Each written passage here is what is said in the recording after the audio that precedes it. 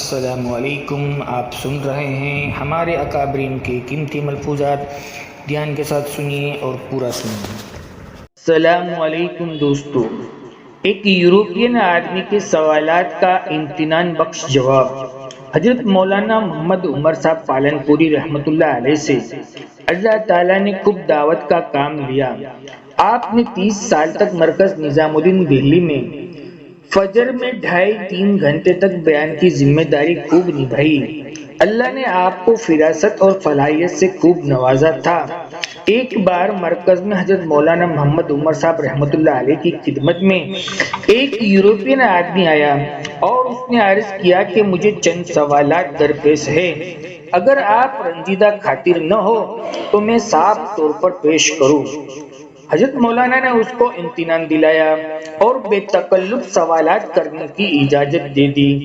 تو اس آدمی نے کہا کہ ساری آسمانی کتابیں تورات، زبور، انجیل اور اس دور کے مناسب حال نازل ہوئی تھی۔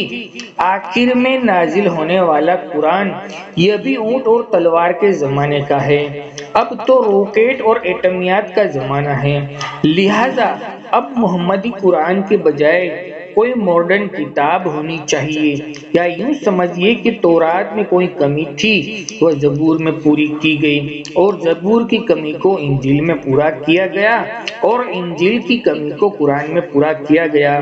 اب اس دور کے مناسب حال جو کمی محسوس ہو رہی ہے وہ ماڈرن کتاب نکال کر پوری کرنی چاہیے، یا تو جیسے کہ آپ کا عقیدہ ہے کہ خدا تعالیٰ علیم و حکیم ہے اور یہ قرآن قیامت تک کے لیے نازل کیا گیا ہے، تو اللہ تعالیٰ ابتدا ہی سے تمام انبیاء علیہ السلام کے لیے ایک ہی کتاب طے کر دیتے۔ یورپین آدمی کے ایک ہی سوال کی کئی شکلیں نکال کر جواب طلب کیا تو حضرت مولانا محمد عمر صاحب رحمۃ اللہ علیہ نے جواب میں فرمایا کہ آپ کی عمر کتنی ہے؟ اس نے کہا کہ میری عمر 30 سال کی ہے۔ تو حضرت مولانا عمر صاحب نے فرمایا کہ یہ آپ کی بھرپور جوانی کا زمانہ ہے، اب آپ کا یہ قد و قامت نہ بڑھے گا اور نہ گھٹے گا، جس کی وجہ سے آپ کے لباس کی سائز جو اس وقت ہے یہی سائز موت تک رہے گی۔ جب آپ کی عمر 1 سال کی تھی تو آپ کا کرتا آپ کی والدہ نے بہت چھوٹا بنایا تھا۔ جب 2 سال کی عمر ہوئی تو پھر کرتے کا سائز بدل کر کچھ اور بڑا بنایا، اور جب 5 سال کی عمر ہوئی تو بڑا کرتا اور بنایا۔ اسی طرح سائز بڑھتے بڑھتے موجودہ سائز تک پہنچ گئے۔ اب آپ کی اس بات جو عمر ہے یہ زمانہ ہے کہ اب آپ کا قد اور قامت موت تک یہی رہے گا، اور لباس کا سائز بھی یہی رہے گا۔ تو یہاں آپ یہ نہیں کہہ سکتے کہ 1 سال اور 2 سال والا چھوٹا کرتا جو آپ کی والدہ نے بنایا تھا یہ والدہ کی بھول یا چوک تھی، بلکہ اس کو آپ تسلیم کرتے ہیں وہ بچپن کا زمانہ تھا، اور جو قدر قامت بڑھتا گیا لباس بھی اس اعتبار سے بڑھتا رہا، یہاں تک کہ جوانی کا زمانہ آیا۔ یہ وہ زمانہ ہے کہ قد و قامت بڑھنے کا سوال ہی نہیں رہا، اس لیے یہ سائز موت تک رہے گی۔ تو اللہ تعالیٰ یقیناً علیم اور حکیم ہے، ہر زمانے میں جو کچھ کیا اور جو کچھ کر رہا ہے اس میں نہ بھول ہے نہ چک، صرف سمجھ کا فرق ہے۔ وہ یہ کہ حضرت آدم علیہ السلام سب سے پہلے نبی اور آدمی ہیں۔ یہ زمانہ انسانیت کے اعتبار سے بچپن کا زمانہ تھا، اس کے مناسب حال احکامات دیے گئے تھے۔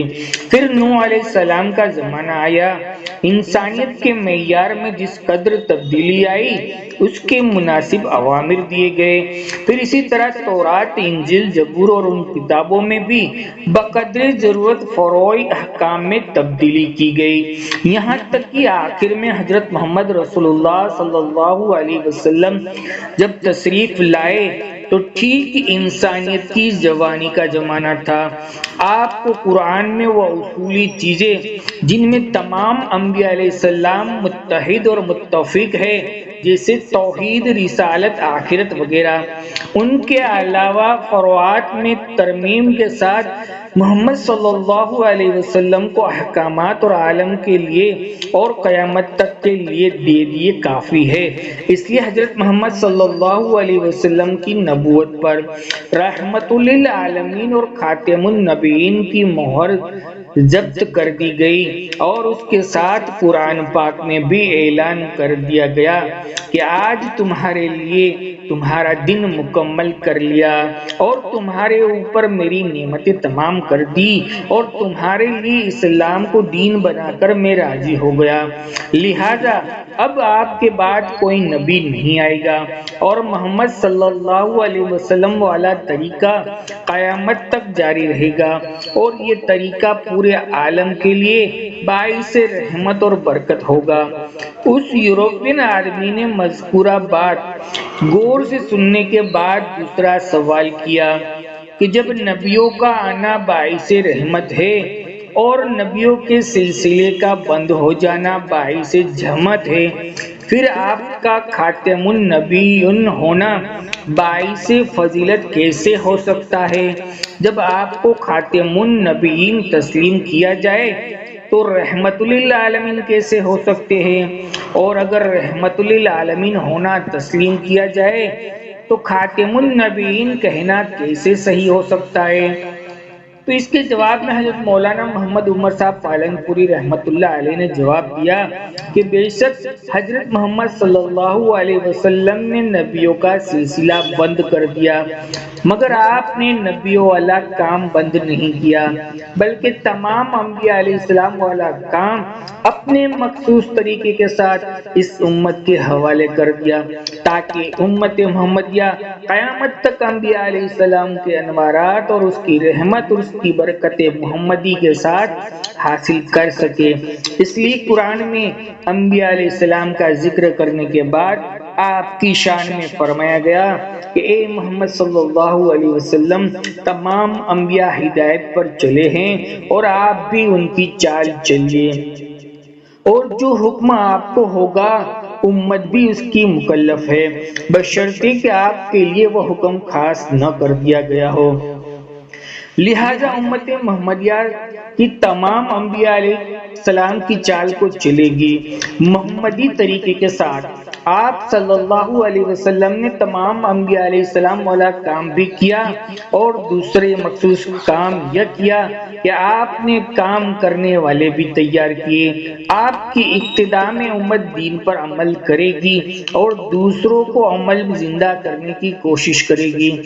تیسرا، اس امت کا مخصوص کام یہ ہوگا کہ دعوت دین کے لیے داعی تیار کرے گی، تاکہ پورے عالم میں قیامت تک دین زندہ رہے اور تابند رہے۔